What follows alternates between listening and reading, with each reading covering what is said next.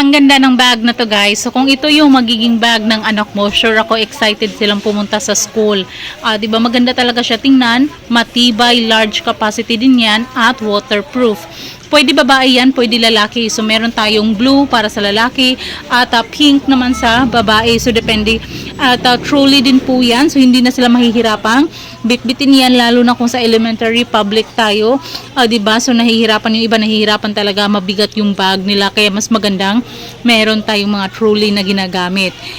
At waterproof, maganda yung designs, matibay, napaka-soft lang ng zipper at yung may pabulsa dyan sa harap.